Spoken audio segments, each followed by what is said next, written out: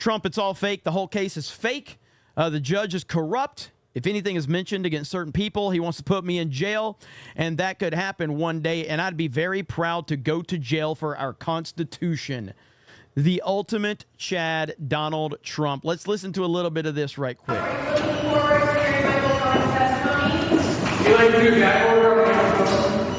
President, are you going to testify next week? There is no gag order to Michael Cohen. What the judge did was amazing, actually. It was amazing. Everybody can say whatever they want. They can say whatever they want, but I'm not allowed to say anything about anybody.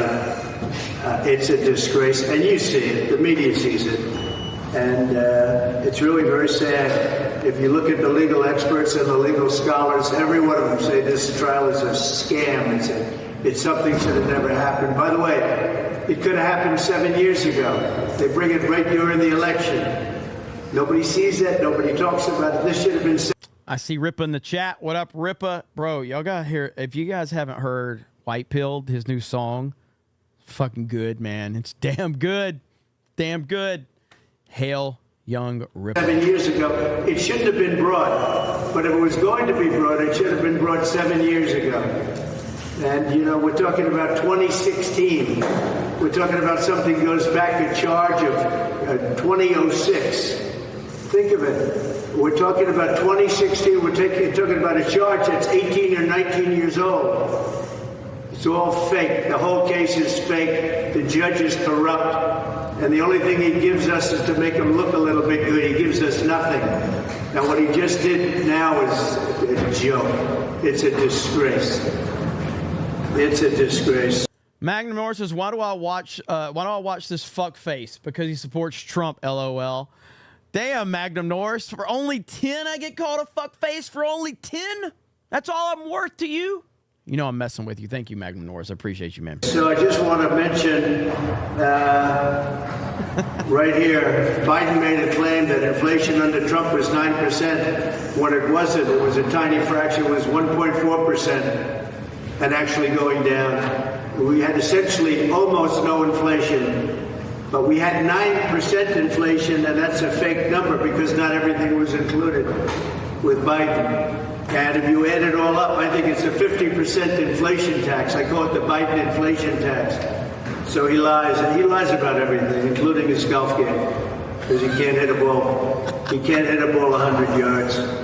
Lies about everything, but he came out, I saw that. Yes, he's campaigning right now, David Foley. That is exactly what he's doing. He's campaigning.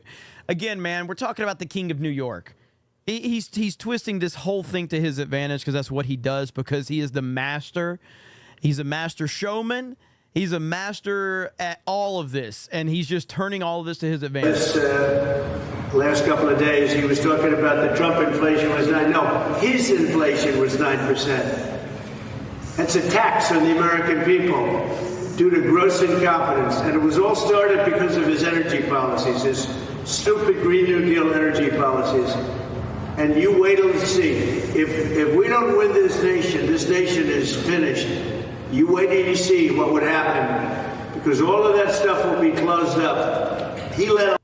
Yeah, exactly. Magnum Norris. Holy shit. For 100.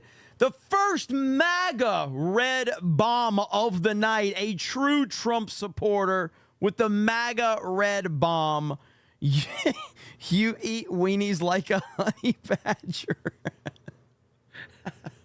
A lot of my energy policies go through because energy was starting under what they were doing, starting to go up so high. So he let a lot of them continue, including the drilling, because the prices were going so high for gasoline and energy. And now he comes out and he actually says, I guess with a straight face, but I'm not sure he knows what he's saying anyway, that it was 9% under Trump. So at least the New York Post, and I hear the Wall Street Journal, and a couple of others did correct it. Now, it was 1.4. Trump campaign. I know you guys don't watch me, okay? You watch Benny. Maybe I need to tell Benny this. Trump campaign. Not that it's bad, because the audio was actually pretty good here. But get some better mics for these moments. Get some better microphones. This is a campaign moment for Trump. Get him some better mics, all right? And then to the Team Trump, you guys need to take this and you need to put the subtitle, the whole Mr. Beast subtitle thing that everybody's using, put them on there, blast these out to social media. They would get more views and shared more if the audio was better, all right? Get better mics. I'm texting Benny tomorrow, and I'm going to tell him to get the Trump campaign to do this. It was actually lower than that. We included everything. They didn't include everything. They took some of the worst categories and didn't include them in the 9%. So his 9% is actually much higher than that. But it's a tax over a 4-year period of more than 50%. And I call it the inflation tax, the Biden inflation tax. Now here's another one that just came out, Axios. No friend of mine. They say that Biden's big donors fume over Israel criticism. Biden's donors. I see a lot of people saying that they agree. I 100% agree with this. Just get better mics for Trump during these press moments because it will get more people talking about it. It's going to be better for sharing. It's going to be better for social media reactions, better for YouTube reactions, better microphone quality for all of this. Let's maximize these opportunities for President Trump. Get his campaign to do this, and then also take this audio or take these videos and put those subtitled clips on there that everybody uses for shorts. That's going to help too. Let's make America great again. Let's help President Trump. We got to get his campaign on this so they can, because what's he stuck doing this for? Another week or 2 weeks, 3 weeks? I don't know how long they're going to drag him down on this, but every single day you can have a high quality press event right here for President Trump. Blast it all over social media and everybody will be listening. Are the ones that are against Israel. So somehow maybe those people, Jewish people that vote for Democrats or vote for Biden, if they look at what they're doing, the donors to Biden are against Israel. Very much and vehemently against Israel. They hate Israel. And that's why Biden hates Israel, because he goes with his donors. And he always has. So they ought to start thinking about that. And now you have the lawfare implosion. This is the Wall Street Journal. Kim Strassel is a great reporter. They ought to read this story because it talks about what's going on here. What's going on here is a disgrace. Jonathan Turley just came out. This case is becoming legally obscene. It's, I mean, the articles are unbelievable. And I'd hand you the articles, but the problem is I'm not allowed to. Because if anything's mentioned against certain people, and you know who they are, certain people, anything's even mentioned, he wants to put me in jail. And that could happen one day, and I'd be very proud to go to jail for our Constitution. Because what he's doing is so unconstitutional. There's never been anything like it. This is story after story right here. Dude, if they put Trump in jail, it will be the greatest gift to his campaign ever. It will be the greatest gift to his campaign ever. It won't even, it will be incredible if they put him in jail. And he knows it. And they know it. And that's why he knows that they know, and they know that he knows, and it's driving him crazy. There's one after another. And this is over the last 2 days. Story after story. Hannity, big story. They're all big. Dershowitz, Jonathan Turley, Andrew McCarthy, Greg Jarrett. They've all been amazing. They're not friends. Nobody's friends. They're writing stories. They've never seen anything like that. They've never seen anything like what's going on today in this court is a very dark day for New York City, New York State, and it's a very dark day for our nation. And in the meantime, I can't be out campaigning. They could have brought it, I told you, 7 years ago. They could have brought it if they were to bring it. Remember, everybody turned it down. Southern District turned it down. Washington turned it down. The Federal Election Commission turned it down. And you know who else turned it down? Cy Vance turned it down. Everybody turned it down. And then Bragg came in and he turned it down. And he got very angry, actually, because a man named Pomerantz came out And what's happening with Pomerantz? Are the papers looking into that deal? But he got himself into a jam. And so what happened is Bragg turned it down. And then when the election comes along, he said, well, let's go. It's not a case that's been turned down. Remember this. It's a federal case. They all turned it down. And he's bringing it into the state or the city, I guess. Look, he's a district attorney where crime is rampant, violent crime is all over the place, and the city's going to hell. And they have. Did you see that clip the other day of that guy that put the belt around the woman's neck and drug her and killed her right there in New York? But hey, it's okay because President Trump, we got President Trump bogged down in legal bullshit right now. So everything's okay. The city's safe, even though that crime is running wild right now in New York. It's absolutely disgusting. It's absolutely disgusting. There are many prosecutors in there. I couldn't even count them.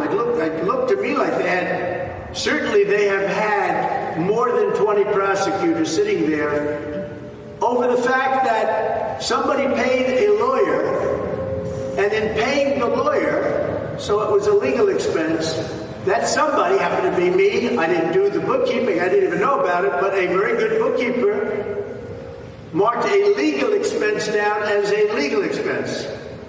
They didn't call it construction. They didn't call it building something or concrete or electrical cost. They called, very simply, a legal expense to a lawyer. He was a lawyer, not a fixer. He was a lawyer. Legal expense to a lawyer. They called it legal expense. They said it was marked incorrectly. What else would you call it? It's a legal fee or a legal expense, and we called it a legal expense. This is what the case is about. And it's not about all of the other stuff that you've been seeing, because we're using that to attempt, it's had no impact because it's so old, attempt to do something to me politically. But the good news is the people understand it. Our poll numbers are the highest they've ever been.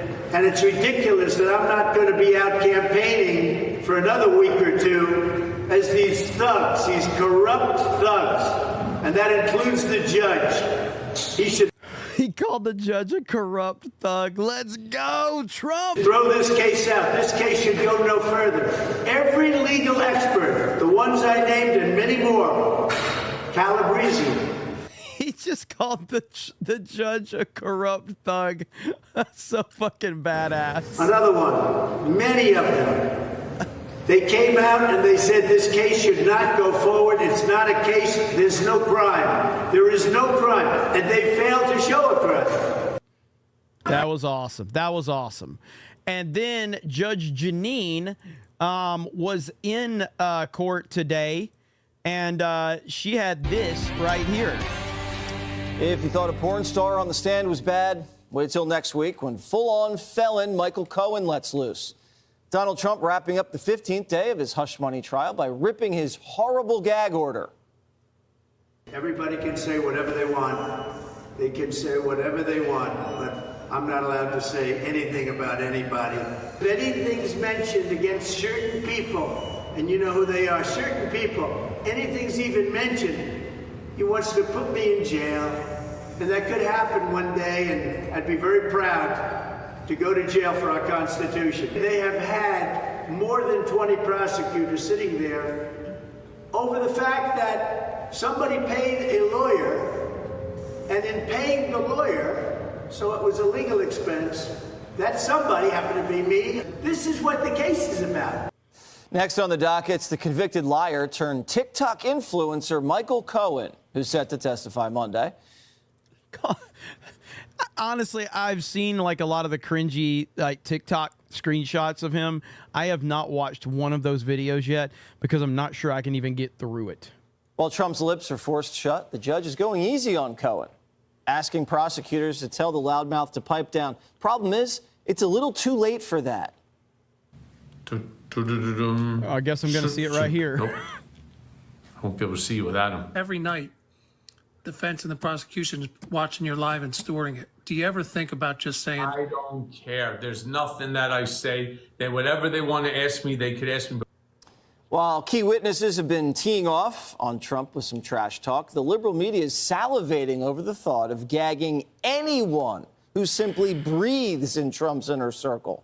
We know that Donald Trump is under a gag order, and yet you have someone close to him who would like to be potentially his vice presidential running mate saying the judge's daughter is a political operative who raises money for Democrats. And is there anything Judge Merchan can or should do about people who are close to Donald Trump saying things that maybe he can't? I don't think so, Chris. So, Judge, you were back in court today. Tell us about it. Well, okay, there's so much that went through my... Let me tell you something. I'm sitting in that courtroom, and I'm looking at the judge, a guy who's wearing a robe, literally saying to the prosecutor, Mr. Prosecutor, could you tell Michael Cohen that I asked you to tell him not to talk? Talking about a spineless wonder. All right. The judge does not want to gag Michael Cohen. He refuses to because he's part of this whole conspiracy to convict Trump. The truth is, if you're going to gag Donald Trump, which you don't have a right to do in this case, you've got to gag Michael Cohen. Everybody knows that. The ordinary American out there knows it. But when he turned into such a wuss, he said, can you tell him that I'm asking you to tell him, well, are you stupid? Do you not know you're a judge? Not Judge only that, Janine is awesome. but Alvin Bragg comes in the courtroom. He comes in and he squeezes in a bench next to his bodyguard. The two of them are sitting there. And I'm saying to myself, what the hell are you doing in this courtroom? This is an Because he's fat. Just want to put that out there. expired misdemeanor that we don't even know is true. And what you're doing is you're coming in here to make sure that that jury knows this case is important to Manhattan, while there are people in jail who've been sitting in jail for years on violent felonies, murders, rapes, violent felonies, who can't get to trial because of COVID. But you got to try Donald Trump. You got to pull him out real early and give him to a judge who has already established his hatred for Donald Trump. Now, let me tell you more. Today was all about technical stuff, laying a foundation so they could get the tweets in, so they could get the text messages in between Stormy Daniels' assistant and Dylan Howard for AMI, American Media, okay? At the end of it, did Donald Trump have anything to do with this? No. We have been watching for days a nut job who speaks to dead people, who thinks she lives in a haunted house, who wants to take up reading tarot cards, who wants to make America horny again. And you want to make this woman a main witness when she's prejudicial per se. Lawyers know what I mean by that. Now we're getting a serial liar, as a federal judge called him, a serial perjurer, a whole case about whether or not payments were made to reimburse this serial liar for what? Nobody can tell us what they're for. And then we had Madeleine Westerhout. She said the checks would come from Manhattan. He'd barely look at them. He'd just sign them, and then they'd go back. And so he wasn't examining this stuff. She said he was a multitasker. Donald Trump would be on the phone. He'd be signing checks. He'd be talking to people. He's signing checks. You can't even show if he signed the check that he knew what he was signing, other than Rona sent it to him. And Rona had no knowledge of the agreement, allegedly, between the woman who lies for a living, lays for a living, and lies for a living. Well, Wow, I like post-courtroom Judge Janine. She was fired up. She was fired up. Love it. Shot out of a cannon. Kennedy, your thoughts on today? No, Judge Janine is absolutely fired up. And it just goes to show you how politically charged and emotionally charged this case is. And if this were such a big deal, why are we trying it 8 years later? And, you know, it made me wonder, if that's the case, are Alvin Bragg and, you know, Matthew Colgarten or whatever. Colangelo, are they going to collude in 8 years to put Hunter Biden on the stand? I think we have about as much chance of seeing that as we do Miss Daniels regrowing her cherry and putting it in her Shirley Temple. Oh! Wow. I'm thirsty all of a sudden, Greg. This is Friday. It is Friday, and it hasn't even started yet. I love how the media demands that we treat the content of this trial with utmost seriousness. No, you treat it with the seriousness it deserves, which is none. Right? This is a trial where, as you say, the actual charge isn't being discussed, where instead you have a porn star babble about a tryst that took place years ago, one that, by the way, is legal, and then you tell us, you need to take this crap seriously. This would not pass muster on People's Court. Judge Wapner and his bailiff Rusty would have this dismissed before Rusty Burrell. They would dismiss it before Doug Llewellyn gets his hair styled. I'll tell you what I do take seriously: the intent of the trial and the ability of the government to make this happen. This is not a legitimate law. It's quote, even by their standards, unprecedented. This is an attempt to use their phrase, steal democracy. And they're trying to camouflage their lack of real substance with a porn star sex chat that the media gobbles up like cheap Ritalin. It is ironic that it must be ironic to Stormy, that Trump's facing all these gag orders, given that was always part of her job description. It really is Friday, isn't it? Yeah. Good to be back. Nobody cares about Harold, so we can move on from him. But I thought that was a pretty good breakdown right there from the five and hearing what they had to say. But, yeah, I mean, I like what Greg had to say. This entire thing is a joke. It's an absolute fucking joke.